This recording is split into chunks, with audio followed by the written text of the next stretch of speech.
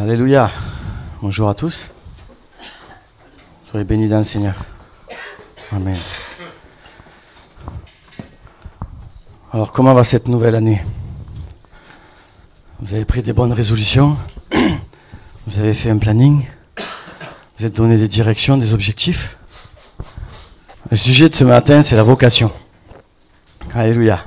Voilà, je voudrais prier d'abord, s'il vous plaît. Merci. Merci Seigneur pour ta présence, merci pour ces moments de louange. Pardonne-nous Seigneur parce que nous écourtons la louange. Parce que nous t'apportons vraiment peu Seigneur, mais nous demandons à grandir.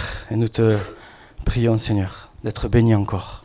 Merci pour ce que tu es, pour ce que tu as fait pour nous, ce que tu vas faire encore. Tes plans sont tellement merveilleux, tellement grands pour nous. Que ton nom soit glorifié. Que ton esprit soit au milieu de nous, il y est déjà Seigneur, mais qu'il nous saisisse par ta parole. Que l'esprit soit dans la parole vivante et qu'elle touche nos cœurs, nos esprits, nos entendements au nom de Jésus. Au nom de Jésus. Que la puissance de Dieu soit manifestée, que les oppositions et les chaînes de l'entendement soient brisées par l'autre seule autorité de ta parole qui affranchit. Parce que c'est ta parole qui affranchit, Seigneur. Et nous voulons, Seigneur, nous appuyer sur ta parole qui est cette épée à double tranchant. Je te rends grâce parce que nous avons besoin de ta parole. J'ai besoin de ta parole. Qu'elle soit vie en nous, qu'elle soit un feu dévorant et qu'elle nous donne de réaliser, Seigneur, réaliser ce que tu veux, ce que tu as accompli, ce que tu as toujours voulu. Au nom de Jésus, Amen. Alléluia. Que l'Éternel soit béni. Que l'Éternel soit glorifié au milieu de nous. Gloire à Dieu. Je voudrais parler sur la vocation. Bon, c'est bien pour commencer l'année. Ça va nous encourager, nous rappeler un peu ce que la parole de Dieu nous dit par rapport à notre appel, par rapport à ce que Dieu veut pour nous. Dans le mot vocation, on voit bien que ça veut dire par définition une forte attirance, un penchant à accomplir une destinée, un goût, une inclinaison, une passion à quelque chose. Quand on voit une personne qui est à fond dans un métier, dans une œuvre, on voit que c'est une passion, on voit qu'elle fait ça avec cœur. On dit, oh toi c'est ta vocation. Tu rentres dans ta vocation, on sent que ça vient du plus profond de tes entrailles, on sent que tu fais ça avec plaisir et d'ailleurs ça porte du fruit. Si nous voulons accomplir une vocation à l'Éternel, je vais commencer par là, il faut que ça vienne des entrailles. Il faut que ça vienne de notre cœur. Il faut que ça vienne du plus profond de notre âme. Il faut qu'il y ait ce goût. Est-ce que j'ai goût à servir Dieu? Est-ce que j'ai ce goût à marcher pour l'Éternel? Est-ce que au fond de moi, je sens cet appel? Vocation, ça veut dire tout simplement appel dans le grec. Dans le Nouveau Testament, le mot vocation et appel, c'est le même. C'est un appel de Dieu. C'est une vocation, c'est Dieu qui nous a choisis par son Fils Jésus-Christ et qui nous appelle à rentrer dans ce qu'il a voulu pour nous. Il est écrit dans Romains 11, 29, « Car Dieu ne se repent pas de ses dons et de son appel et de la vocation qu'il a mis sur chacun de nous. » Alléluia. Que Dieu soit béni. Je voudrais briser d'entrée certains concepts qu'on a au niveau de l'appel de Dieu, de la vocation, en disant qu'on a trop de fausses excuses, de faux semblants. On se met trop de barrières parce qu'on dit « moi, j'ai pas d'appel ». Je voudrais vous dire que c'est faux. On a tous un appel. On a tous été appelés à accomplir quelque chose en Christ. Si tu as été sauvé, si tu as reçu Jésus-Christ, c'est pour accomplir quelque chose.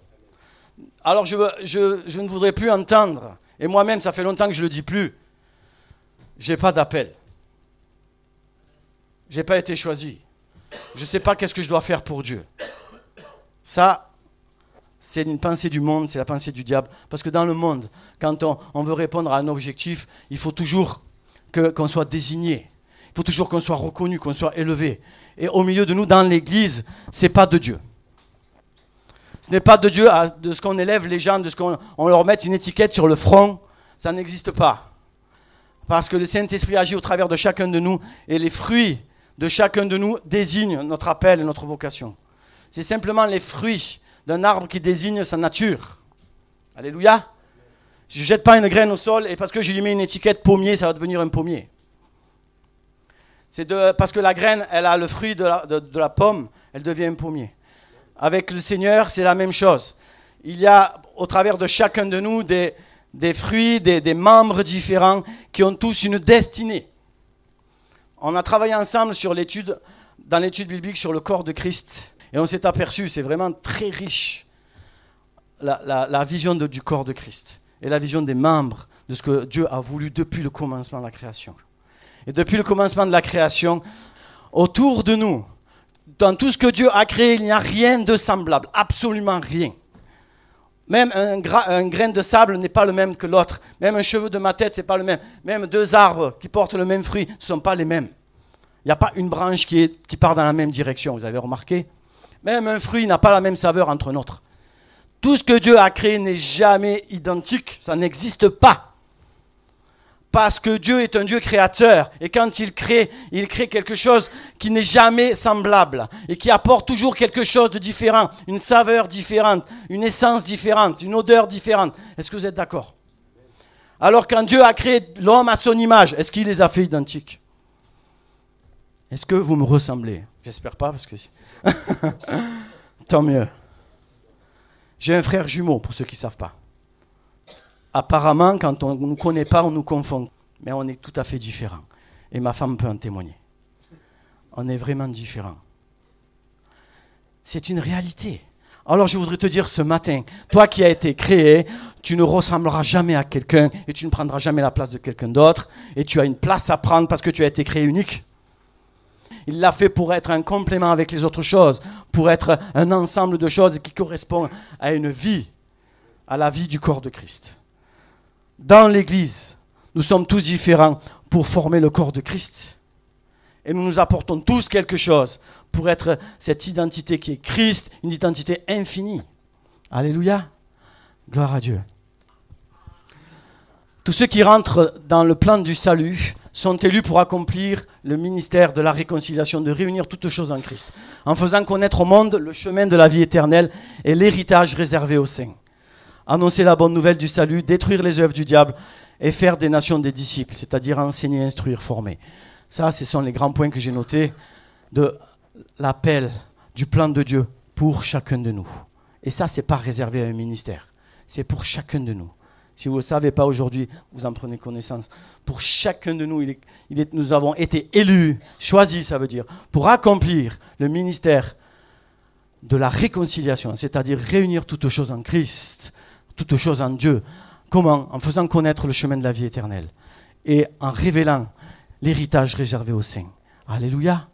Ça déjà, on voit là déjà notre appel, on voit là déjà notre vocation, notre destinée dans ce que Christ a créé.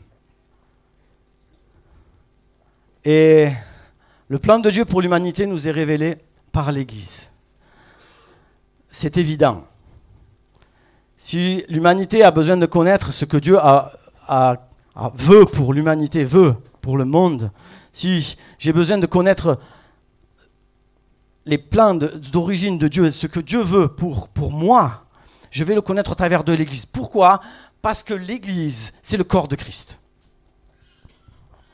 L'Église, c'est le corps de Christ manifesté parmi les hommes. L'Église définit le disciple de Jésus-Christ dans le monde entier, appelé chrétien. On le voit dans Actes 11, 26. L'Église est l'expression vivante du Christ en un seul corps, uni, selon le dessein de Dieu en Christ.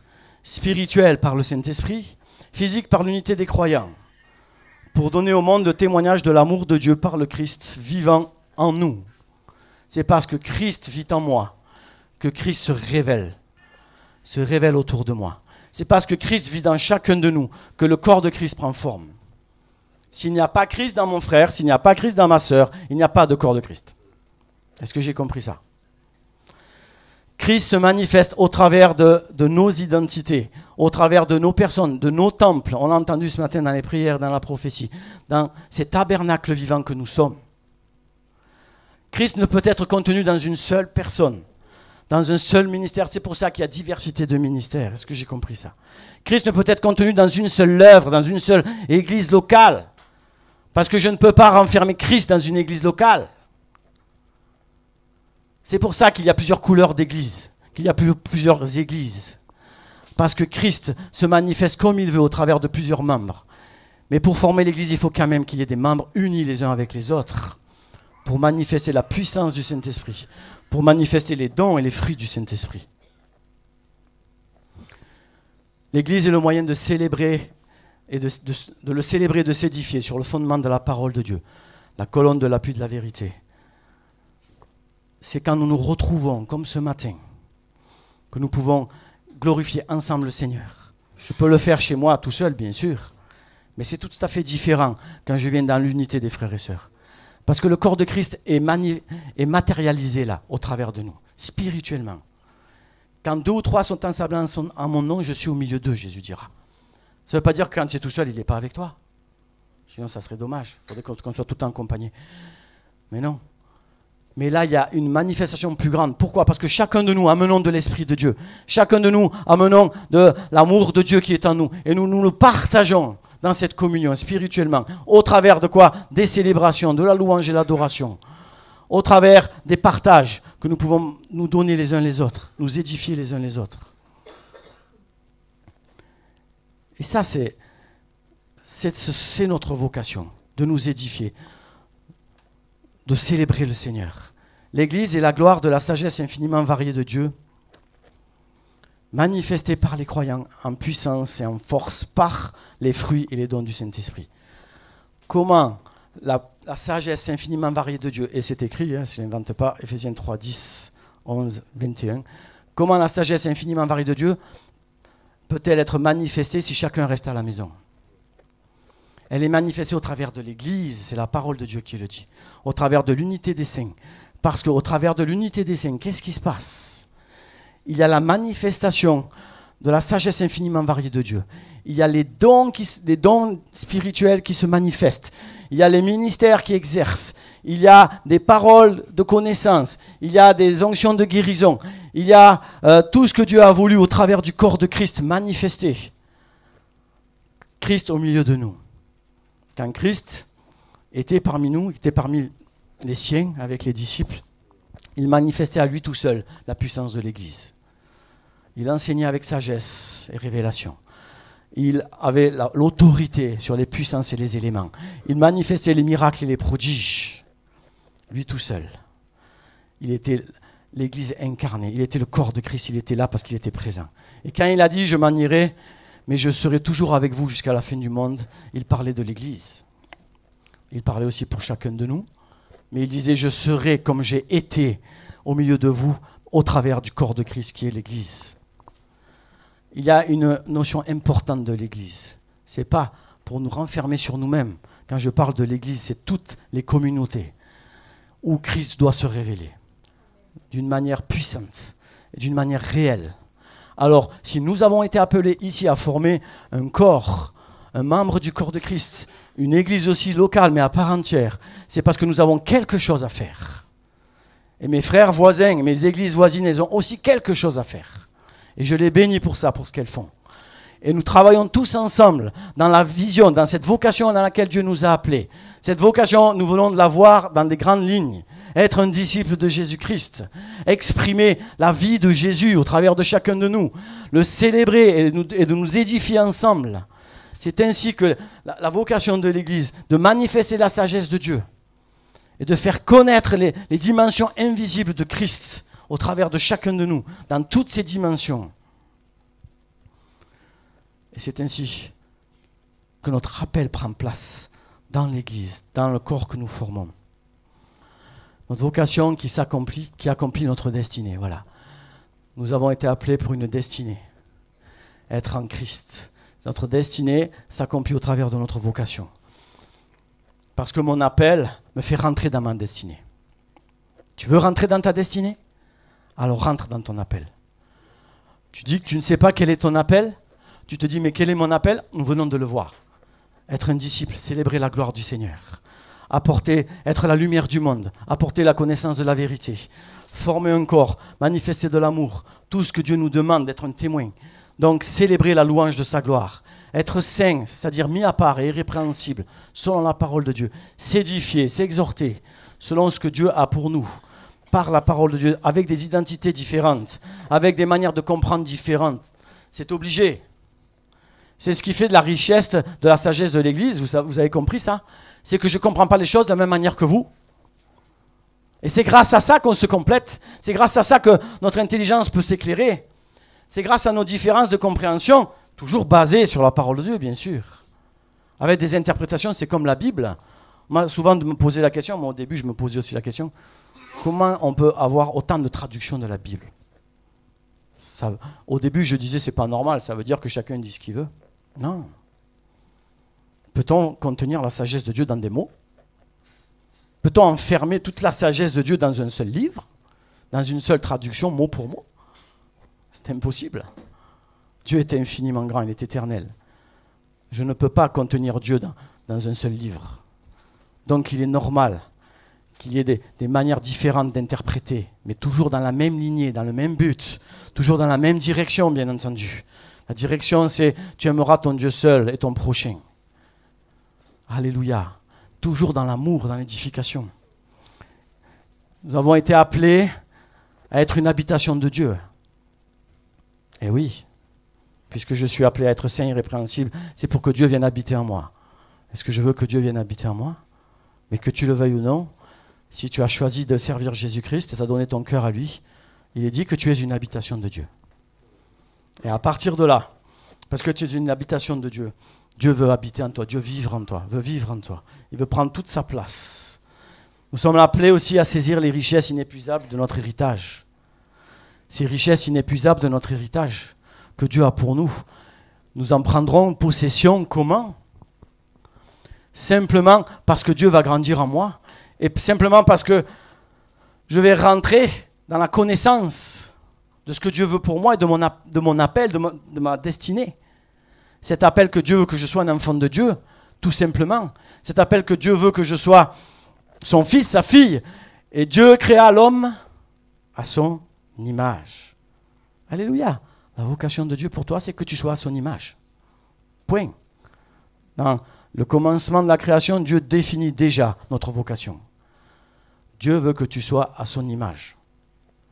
Alléluia. Être un témoin de Jésus-Christ, c'est-à-dire être une lumière dans ce monde, par notre comportement, par nos attitudes, par notre amour, notre compassion, et parce que nous pouvons donner autour de nous le témoignage de la bonne nouvelle de Jésus-Christ. Et bien sûr, le ministère de la réconciliation qui est de réunir toutes choses en Christ. Amen. Notre but est de réunir toutes choses en Christ. Si tu es uni à Jésus, je suis uni à toi. Est-ce que tu as compris ça? Si je suis uni à Jésus et que toi tu es en Christ, tu es uni à moi. Et il n'y a rien qui peut être entre nous. Sinon, s'il y a quelque chose entre nous, il y a quelque chose entre moi et Jésus. Puisque toi tu es uni à Jésus, je suis uni à Jésus, et étant uni à Jésus, nous sommes tous unis ensemble. C'est pour ça que Dieu dit, aimez-vous les uns les autres. Pardonnez-vous les uns les autres. Qu'il n'y ait rien entre vous. Qu'il n'y ait pas de jugement, qu'il n'y ait pas de barrière entre nous. Parce que s'il y a une barrière entre nous, il y a une barrière avec le Seigneur. Étant dans ce corps, si Christ est la tête, et que je fais partie de ce corps, tout mon corps est attaché à ma tête, à la tête de Christ. Alléluia. À partir de là, étant attaché à la tête, je vis dans le Christ et dans l'unité avec mes frères et sœurs. Donc, c'est pour ça, quand en moi il y a un combat, quand il y a de l'animosité, quand en moi il y a du jugement, du préjugé, je ne suis pas bien, je ne suis pas tranquille, parce que je suis en désaccord avec la tête. Vous n'avez pas remarqué ça? Et si vous vivez ça, c'est normal. Alléluia. Le Saint-Esprit travaille en vous. Travaille en nous. Alléluia. Et je ne dois pas me coucher sur ma colère. Alléluia. Parce que ma tête va être malade. Et ça va se faire ressentir dans mes membres.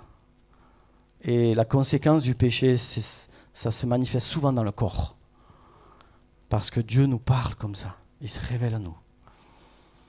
Et nous sommes appelés à baptiser. Jésus a dit, une petite parenthèse sur le baptême, Jésus a dit, faites des nations mes disciples et baptisez-les. Au nom du Père, du Fils et du Saint-Esprit. Alléluia. Le Seigneur a donné un ordre à ses disciples de baptiser les hommes qui l'acceptent, qui veulent rentrer dans leur destinée, qui veulent rentrer dans leur élection, à être immergés dans le Père, à être immergés dans le Fils et à être immergés dans le Saint-Esprit. Alléluia. Paul nous parle de la doctrine des baptêmes. Il y a un seul Dieu, mais il y a plusieurs baptêmes. Vous avez compris ça? Et en Christ, Christ est venu pour baptiser d'esprit et de feu. Alléluia. Et nous sommes appelés à être baptisés dans la mort de Jésus. Et c'est pour ça que nous sommes baptisés en Jésus, par l'eau du baptême. par la grâce de Dieu, le Seigneur veut nous faire rentrer dans une dimension bien plus grande et nous baptiser du Saint-Esprit et de feu. Baptême du Père, du Fils et du Saint-Esprit. Baptême de feu, baptême du Père, baptême de Fils, le baptême d'eau immergé dans sa mort et le baptême du Saint-Esprit. Que ces choses représentent la plénitude de la vie de Dieu en nous. Et j'ai besoin de vivre ça. J'ai besoin d'être dans le Saint-Esprit constamment. J'ai besoin d'être dans le Christ constamment. J'ai besoin d'être dans le Père constamment. Je ne peux pas être que dans le Fils, ça ne marche pas. Je me mets en opposition avec Dieu, avec le Saint-Esprit, parce qu'ils sont un, ils sont une unité, ils sont errates. C'est comme ça. Avec Dieu, tout est un. Et je vis cette unité avec Dieu. Et en vivant cette unité, je détruis les œuvres du diable. Mon appel est de détruire les œuvres du diable. En pratiquant le bien, je détruis les œuvres du diable. Il y a là un bon programme dans notre vocation. Célébrer la louange de la gloire, être saint et irrépréhensible, s'édifier. Je suis appelé à m'édifier, à me construire, à être une habitation de Dieu, à rentrer dans mon héritage, à saisir les richesses de Dieu, à être un témoin de Jésus-Christ, à réunir toutes choses en Christ, ministère de la réconciliation, à immerger mon prochain de la vie de Dieu, à combattre le bon combat de la foi. Exactement. Menez le bon combat, frères et sœurs. Quel est le bon combat de la foi? C'est de garder la foi. Amen. C'est aussi simple que ça. Garder la foi. Et la foi, c'est Jésus. Vous remarquerez que dans la Bible, à chaque fois que vous voyez le mot foi, vous le remplacez par Jésus. Et vous allez remarquer que la foi, c'est Jésus. Christ est la source de notre foi, l'origine de notre foi. Et il est ma foi. Si Christ grandit en moi, si Christ est nourri en moi, alors je combats le bon combat de la foi. C'est-à-dire marcher selon les pas de Jésus et la direction de Jésus. Et bien entendu, détruire les œuvres du diable. C'est très important. Quand on est chrétien, on n'a pas d'autre solution que de détruire les œuvres du diable. On n'a pas d'autre objectif, et qu'on le veuille ou non, quand je dégage de la lumière, je chasse les ténèbres. Et quand je chasse les ténèbres, je repousse l'œuvre du diable. Je détruis l'œuvre du diable. Et c'est ainsi que je marche avec le Seigneur. Et si je veux rester assis ou si je veux reculer devant les ténèbres, eh bien c'est un paradoxe. C'est un contraire avec ma nature. C'est pas possible. C'est pas à moi de reculer, c'est aux ténèbres de reculer. Et je n'ai même pas à chercher à combattre les ténèbres ou à aller à chercher les ténèbres. Je vais simplement dans la direction que Dieu me donne et les choses s'éclairent et les choses se dissipent. Parce que je suis la lumière de ce monde. Nous sommes la lumière de ce monde. C'est une nature qui m'appartient parce que Christ me l'a donnée. Et il n'y a pas de méthode à ça. Il n'y a pas de principe à ça. Je suis la lumière du monde. Christ est en moi. Christ vit en moi. Et parce qu'il vit en moi, j'accomplis l'œuvre de Christ et j'avance. Et en avançant, tout ce que je vais toucher, tout ce que mon pied foulera, je vais le prendre en possession. Et si devant moi, il y a des murailles, elles vont s'écrouler. Si là où je décide d'aller, parce que Dieu m'envoie, il y a des gens qui sont emprisonnés, je vais les délivrer. Au nom de Jésus. Ça va se faire naturellement, parce que quand l'amour de Dieu se manifeste, quand Christ est là, quand Jésus est là, les ténèbres tombent d'elles-mêmes. J'ai jamais vu un exemple dans les évangiles où Jésus courait après les démons. Où il cherchait à voir s'il y avait des barrières à faire tomber spirituelles. Il prêchait avec force, il prêchait le royaume de Dieu tout simplement. Et les choses, elles tombaient d'elles-mêmes. C'est pas plus simple que ça l'évangile, frères et sœurs. Prêche simplement. Annonce simplement ce que tu as compris. Et la vie qui est en toi, fais-la. Donne-la. Et les choses, elles se dissipent naturellement. C'est un breuvage qui guérit et qui relève. La révélation du salut en Jésus-Christ nous amène dans notre vocation, nous rendre semblables à lui. Sa nature divine nous transforme pour le célébrer et le servir. La vocation des enfants de Dieu est manifestée par l'Église qui est son corps. Ces richesses en partage constituent notre héritage qui nous amène à la stature parfaite de Christ. Et c'est comme ça que je grandis en Christ. C'est en accomplissant les choses simples du royaume de Dieu, en étant ce disciple, en étant ce témoin, et en partageant ce que Dieu m'a donné, je deviens ce corps et je manifeste ce que Dieu a toujours voulu, la destinée qu'il a voulu pour moi. Par ce corps, membres les uns des autres, l'Église accomplit sa destinée de révéler la vie du royaume de Dieu dans tous ses mystères, par les appels et les dons de chacun sans exception. L'unité des saints s'apportant par leur communion les richesses individuelles et complémentaires de Christ. Alléluia. Être un comme Dieu est un, et vivant comme Dieu est vivant, manifester ses œuvres. Étant membres les uns des autres, nous manifestons toute la plénitude de la vie du Saint-Esprit, de la vie de Dieu. Et c'est comme ça que nous accomplissons notre vocation, les uns avec les autres. Appelés à être le corps de Christ, vivant parmi les hommes, afin de continuer son œuvre. Ce que Christ a accompli en marchant parmi nous, nous le faisons encore aujourd'hui. Christ marche au milieu des hommes, au travers de chacun de nous et au travers de l'Église. Sagesse infiniment variée de Dieu. Savoir Christ rendu vivant au milieu de nous, par l'Église, dans toute sa plénitude. Comme je l'ai dit tout à l'heure, qui ne peut être contenu dans une personne ou une œuvre ou un ministère. Un édifice structuré sur des fondements. Il n'y a pas de choses faites à la légère avec Dieu. Tout est organisé selon Dieu, selon la pensée de Dieu, pour devenir des disciples. Rendre invisibles les réalités invisibles du royaume de Dieu. C'est très important. Une église qui ne rend pas visibles les choses invisibles, il lui manque la présence de Dieu. Vraiment. Si au milieu de nous, il n'y avait pas Dieu manifesté par des signes et des prodiges, aussi petits soient-ils, mais ils sont manifestés. Il y a toujours des choses plus grandes que nous attendons, mais les choses invisibles au milieu de nous doivent être manifestées. Parce que Dieu est esprit, mais il est aussi vie, et il se manifeste en nous. C'est important que Dieu manifeste sa puissance. Et j'aime beaucoup ce verset de Colossiens. C'est ce Christ que nous annonçons. Pour quiconque veut rentrer dans l'Église, il doit comprendre que nous annonçons Christ.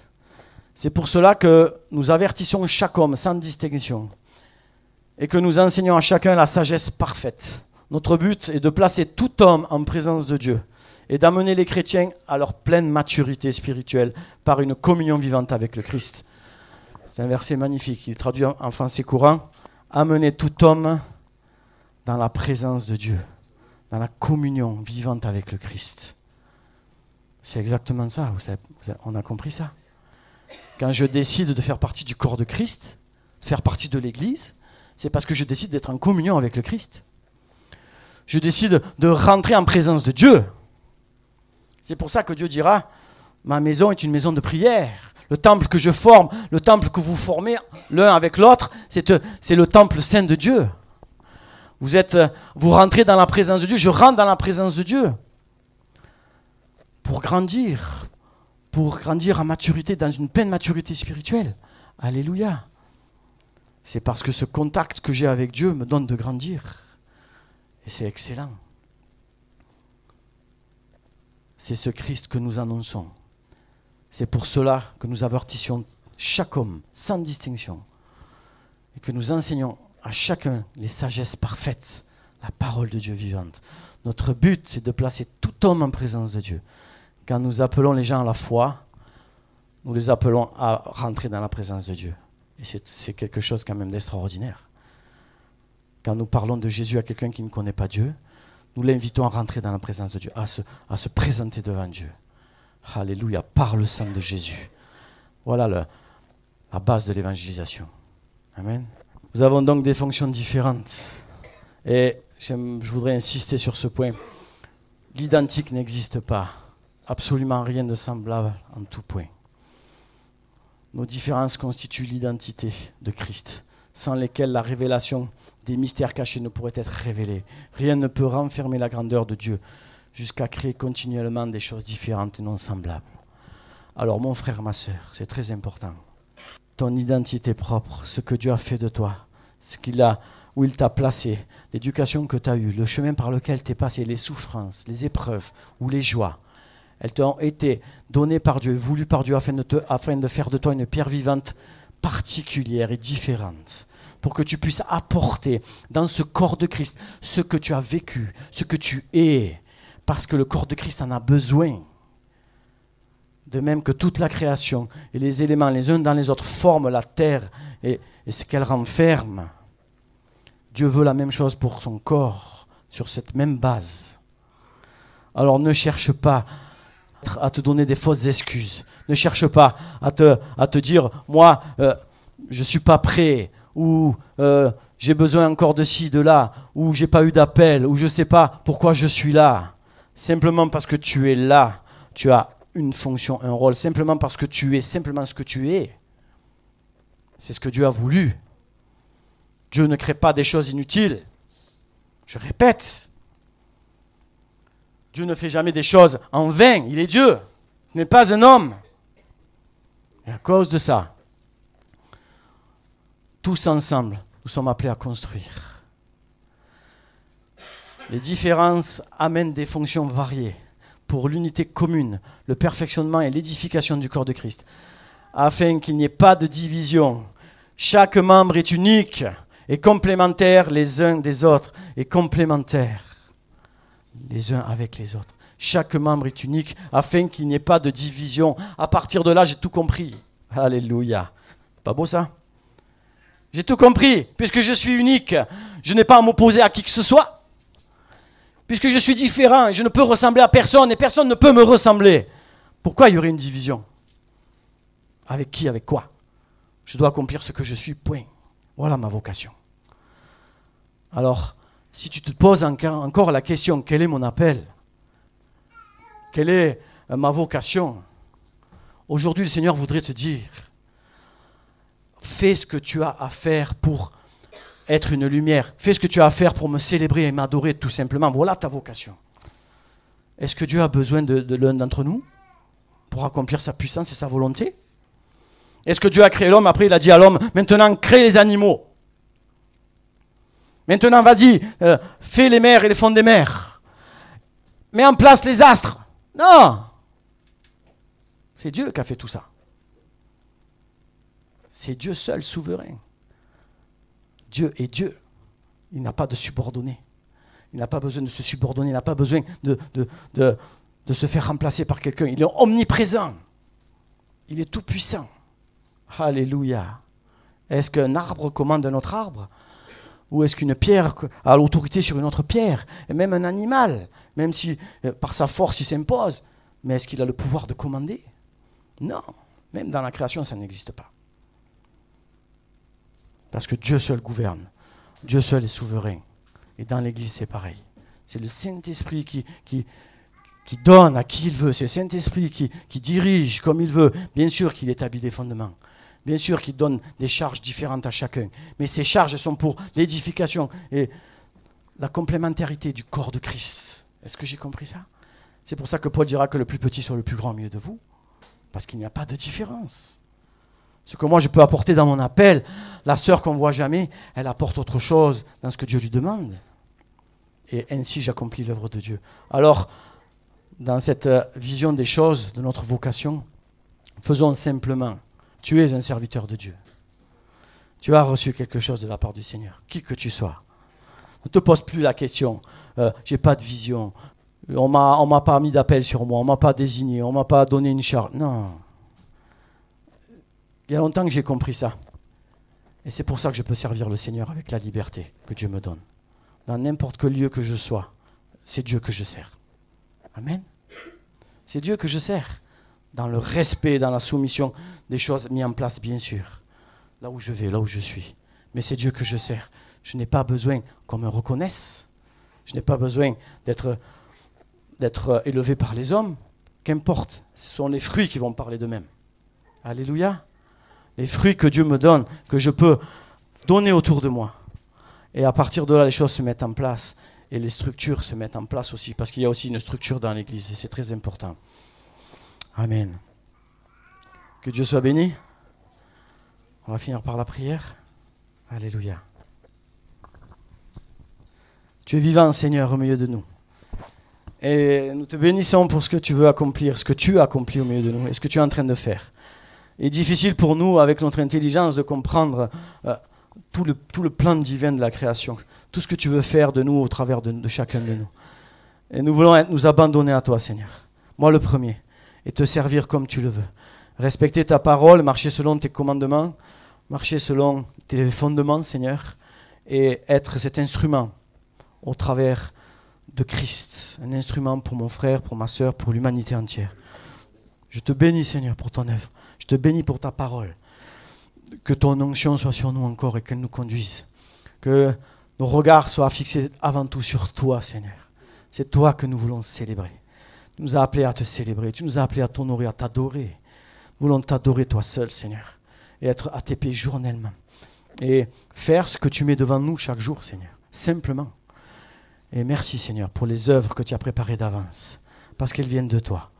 Et Seigneur, c'est pas compliqué parce qu'elles viennent de toi. C'est pas dur parce qu'elles viennent de toi.